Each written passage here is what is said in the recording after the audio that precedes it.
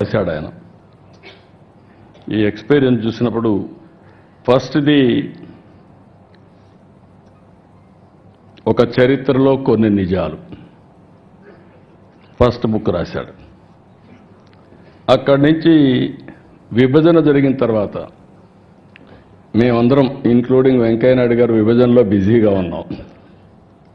వెంకయ్యనాయుడు గారు పార్లమెంట్లో ఫైట్ చేయడం, ఆ సీన్ చూసిన తర్వాత బాధపడడం అవన్నీ జరిగాయి.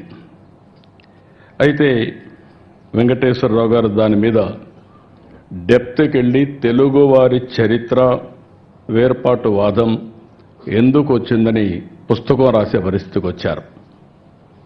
మూడో పుస్తకం అక్కడి నుంచి వదిలిపెట్టలేదు. ప్రపంచతత్వం, నాయకత్వం, దీని మీద అధ్యయనం చేసి ఒక బుక్ ఒకటి రాసే పరిస్థితికి వచ్చాడు. ఇప్పుడు నాలుగోది ఇంకొక పక్కన మీరు చూస్తే ప్రపంచ దేశాలు, పాలనా వ్యవస్థలు అధ్యయనం చేసి దానిపైన ఒక పుస్తకం రాశాడు.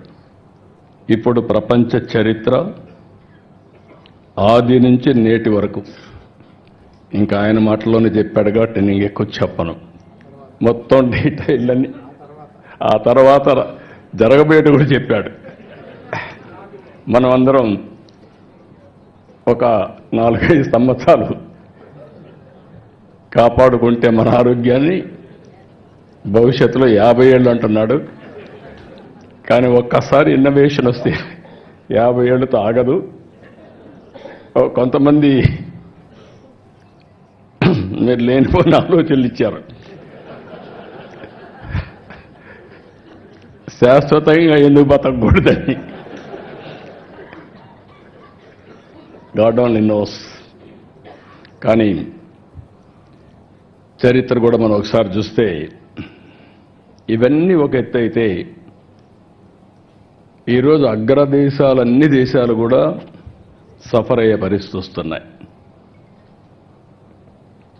జనాభా లేదు, ఏఐ ఉంది, లేకపోతే టెక్నాలజీ ఉంది, దాన్ని ఆపరేట్ చేసే మనుషులు కూడా లేని పరిస్థితి వస్తుంది.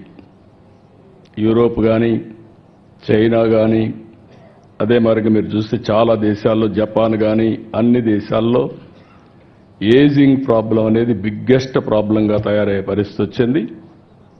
మనం అందరం అదృష్టవంతులం. భారతదేశం వరకు ఈరోజు ఎగ్జామ్ చేసే వచ్చింది. ఏదైతే ఐఎమ్ వెరీ ప్రౌడ్, నేను ముందుకు కూడా చెప్పాను. ఒకసారి నిర్మలా సీతారామన్ గారు చూసినప్పుడు ఆవిడ యొక్క ప్రస్థానం, వెంకటేశ్వరరావు గారు చరిత్ర రాస్తున్నారు, పక్కనుండే నిర్మలా సీతారామన్ గారు చరిత్ర సృష్టించడానికి శ్రీకారం చుట్టారు.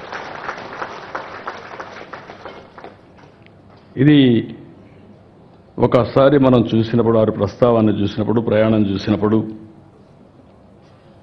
నాకు అనిపిస్తుంది, నేను ఎప్పుడూ చెప్పేవాడిని, మగవాళ్ళ కంటే మహిళలు బాగా సమర్థవంతంగా పనిచేస్తారని. మా వెంకటేశ్వర గారు ChatGPT కొట్టి ఆయన పుస్తకం ఏ విధంగా ఉంది రేటింగ్, అది వాస్తవం.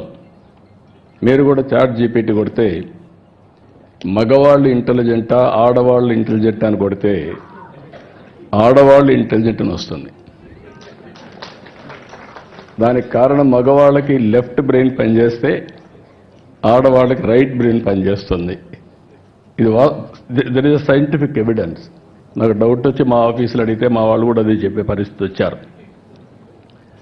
ఇప్పుడు వారిని చూసిన తర్వాత, నిర్మలా సీతారామన్ గారిని చూసిన తర్వాత, మదురైలో సావిత్రి నారాయణ్ ఒక